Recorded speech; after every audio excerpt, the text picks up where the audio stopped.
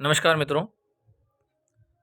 हमारी श्रृंखला चल रही थी कि साइकोलॉजी के जितने भी प्रश्न आए हैं फर्स्ट ग्रेड में उसके बारे में हम चर्चा कर रहे थे।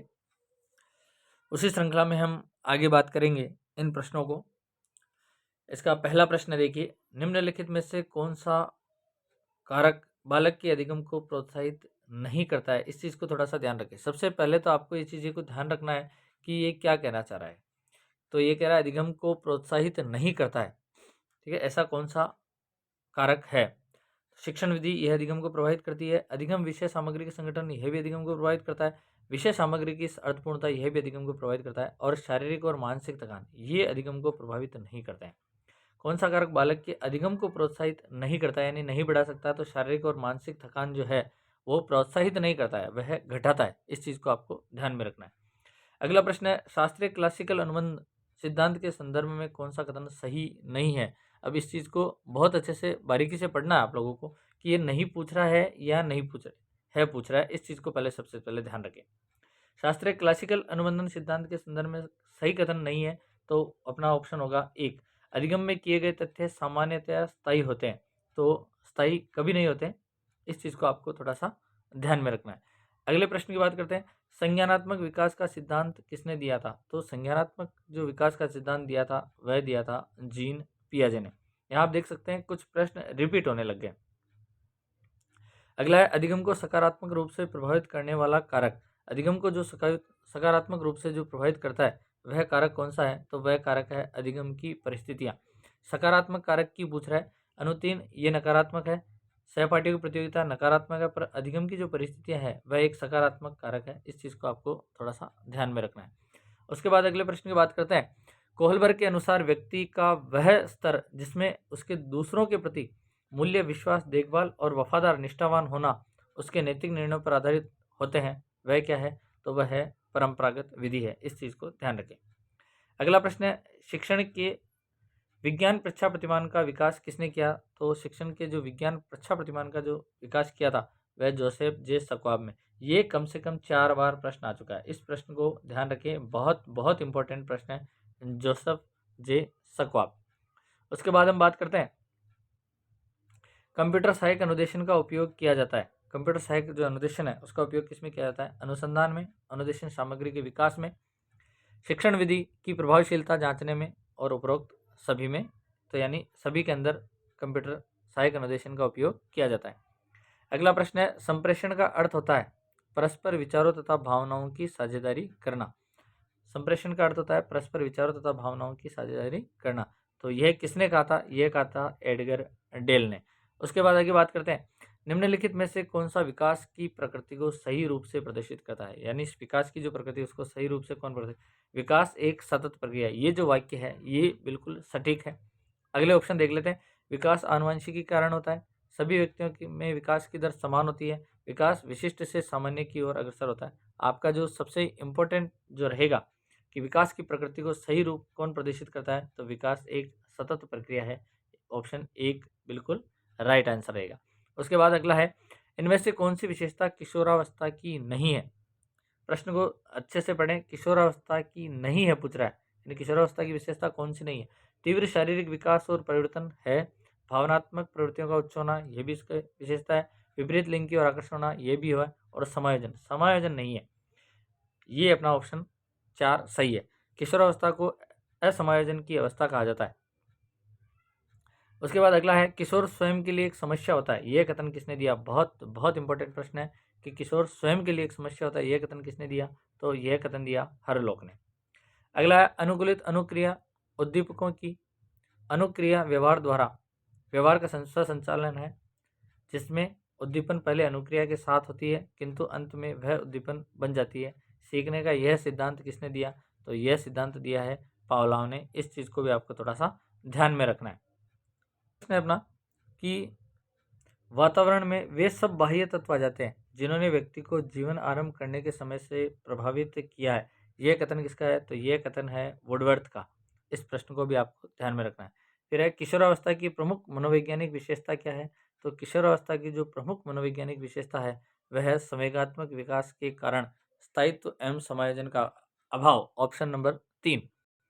अगला है 124 नंबर का, कि सेफोलोकोडल विकास नियम के अनुसार, इसके अनुसार क्या होता है, तो इससे देखें अपना ऑप्शन तो एक बिल्कुल राइट है कि सेफेलोकोडल कहते हैं जो पहले सिर से फिर धड़, हाथ और पैरों की ओर होता है, सिर से पैर की ओर, जिसे हम मस्तिष्कोन्मुखी भी कहते हैं। तो यह अपना ऑप्शन बिल्कुल सही है। उसके बाद बात करते हैं कि निम्न में से कौन सा नियम थार्नडाइक द्वारा दिए गए अधिगम के गौण नियम का हिस्सा नहीं है। थार्नडाइक द्वारा दिए गए अधिगम के गौण हिस्सा नहीं है, कौन सा नहीं है, तो गौण नियम जो है वह 5 है और मुख्य नियम 3 है। तो बहुनुक्रिय नियम गौण नियम है, ये प्रभाव का जो नियम है ये मुख्य नियम के अंतर्गत आता है। ठीक है, तो ये प्रभाव का नियम नहीं है। तत्व की पूर्व समग्रता गौण है और साचर्य का प्रतिनिधित्व ये भी गौण है। अगला है अवधान के लिए संवेग है। अवधान के लिए संवेग क्या है, तो यह एक आंतरिक प्रेरणा है। संवेग जो है वह आंतरिक अभिप्रेरणा होता है। रॉबर्ट सिल्वेस्टर के अनुसार शिक्षा की पाठ्यचर्या से मस्तिष्क विज्ञान की अनुपस्थिति किस बात की संभावना को उत्पन्न करती है। इस चीज़ को ध्यान में रखना। तो इसका जो आंसर होगा वह होगा शैक्षिक पिछड़ापन को की संभावना को उत्पन्न करती है। ऑप्शन नंबर 2 हमारा बिल्कुल सही होगा।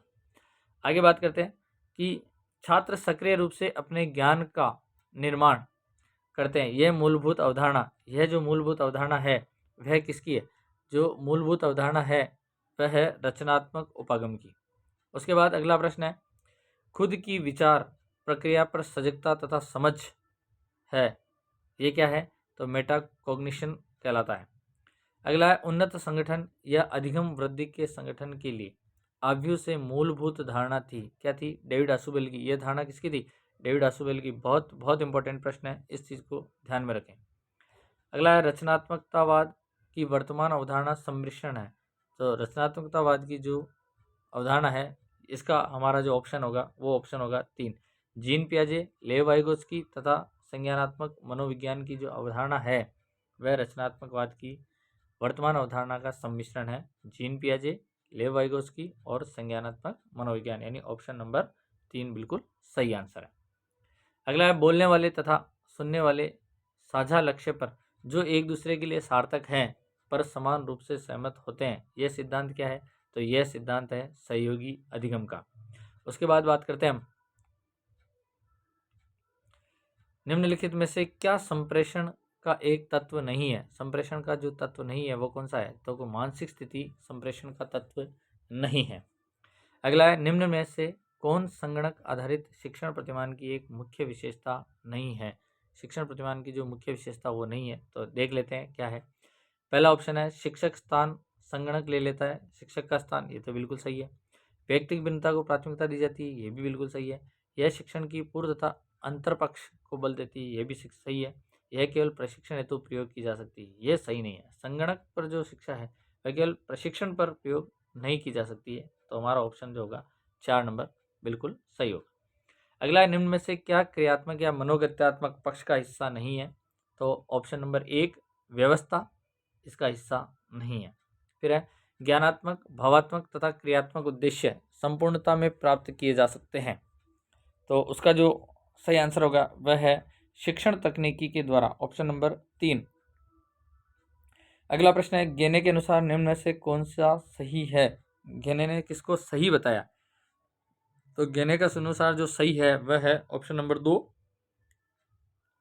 नियम अधिगम संप्रत्यधिगम का अनुगमन करता है। नियम अधिगम संप्रत्यधिगम का अनुगमन करता है, यह गेने के अनुसार बिल्कुल सही है, ऑप्शन नंबर 2। एक चीज़ आप ध्यान रखें कि आप इसको रोक कर वीडियो को और अच्छे से सब ऑप्शन को देखकर आप इसको अनुमान लगा सकते हैं किस प्रकार से प्रश्न आ रहे हैं। अगला है, साइबरनेटिक्स का सिद्धांत संबंधित है। साइबरनेटिक्स का सिद्धांत जो है वह किससे संबंधित है, इस चीज़ को हमें बताना है। तो साइबरनेटिक्स का जो सिद्धांत है वह संबंधित है प्रतिपुष्टि से, ऑप्शन नंबर 3, प्रतिपुष्टि से संबंधित है साइबरनेटिक्स का सिद्धांत। अगला है, प्रणाली मूल्यांकन के दौरान इनमें से क्या सार्थक नहीं है। अब इस चीज़ को ध्यान रखें, आप नहीं है पूछ रहा है, तो ऑप्शन नंबर 4 कीमत में सार्थक नहीं है। उसके बाद अगला देखिए आप, ये संगीत का पेपर है, ये सही नहीं दिख रहा है आपको। देखिए, निम्नलिखित में से कौन सा अभिक्रमित अनुदेशन उच्च स्तर की कक्षाओं के लिए उपयोगी है?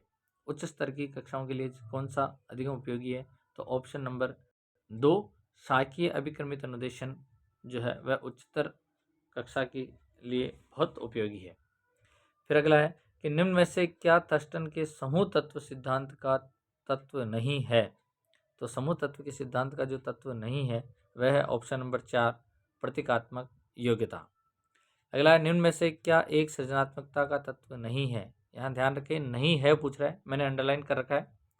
तो इसका ऑप्शन नंबर 1 उत्पादकता सृजनात्मकता का तत्व नहीं है। तो सृजनात्मकता तत्व कौन कौन से हैं? प्रवाह है, लोचशीलता है और मौलिकता है, पर उत्पादकता नहीं है। फिर है निम्न में से किसने अधिगम को व्यवहार के परिणाम स्वरूप व्यवहार में परिवर्तन कहा है? गिलफोर्ड बहुत फेमस परिभाषा है, इस चीज़ को आपको ध्यान में रखना है। फिर है निम्न में से क्या अधिगम स्थानांतरण का एक प्रकार नहीं है? अधिगम स्थानांतरण का प्रकार कौन सा नहीं है? एक पक्षीय होता है, द्विपक्षीय होता है, लंबात्मकीय होता है, परंतु बहुपक्षीय नहीं होता है। तो ऑप्शन नंबर 4 इसका बिल्कुल राइट आंसर है।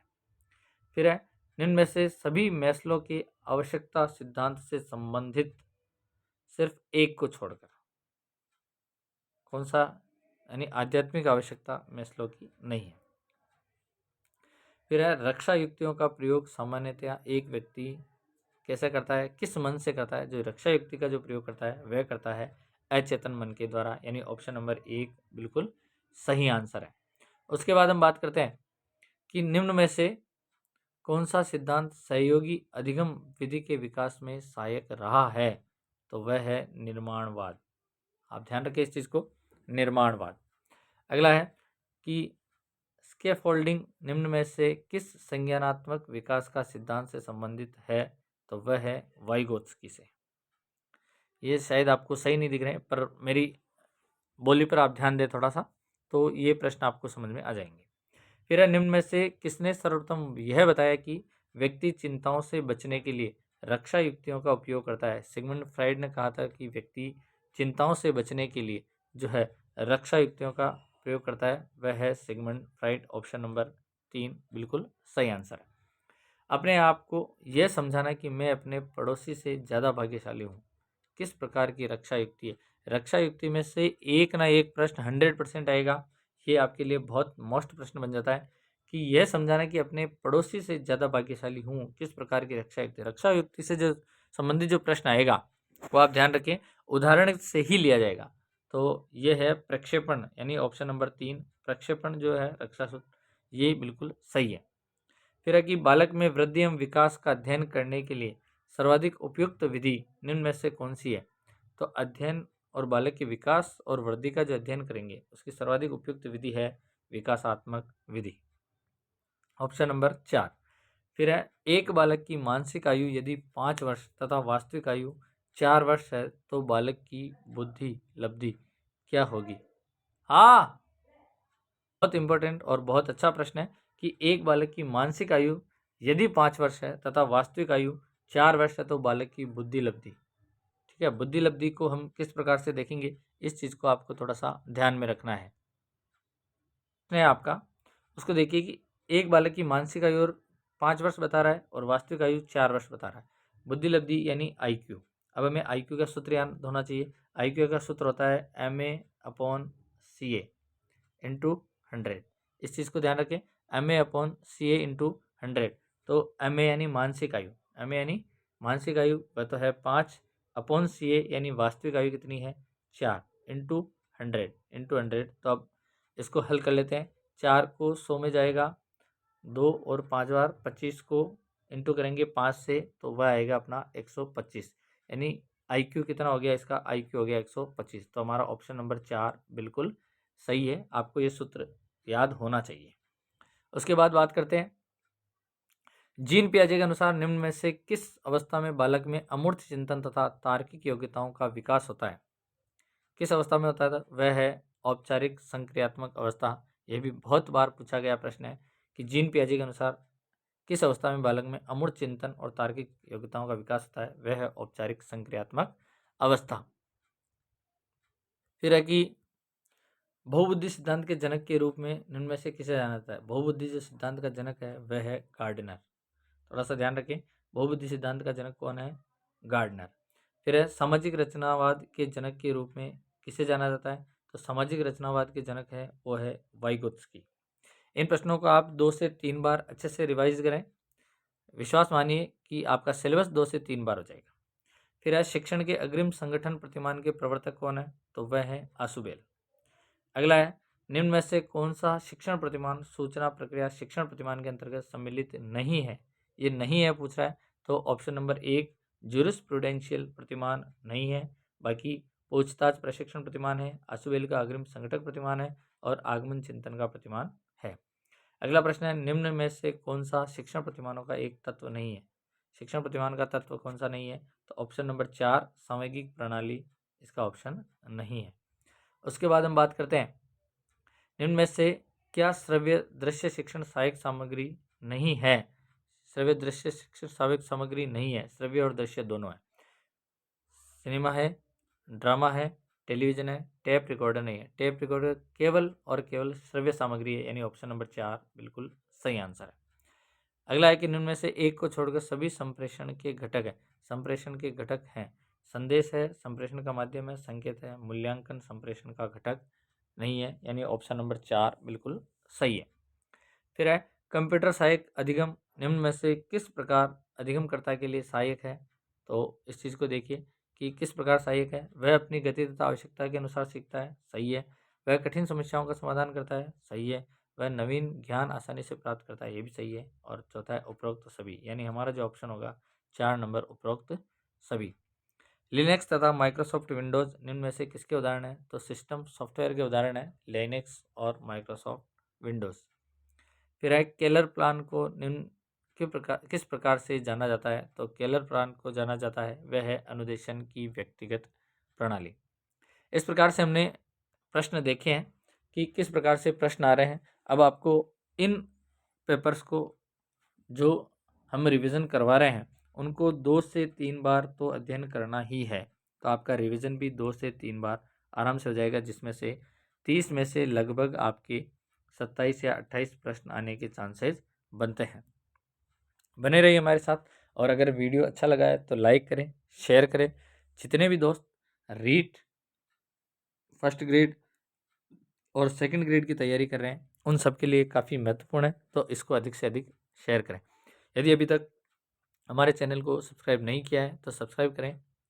मिलते हैं अगले वीडियो में। जय हिंद, जय भारत।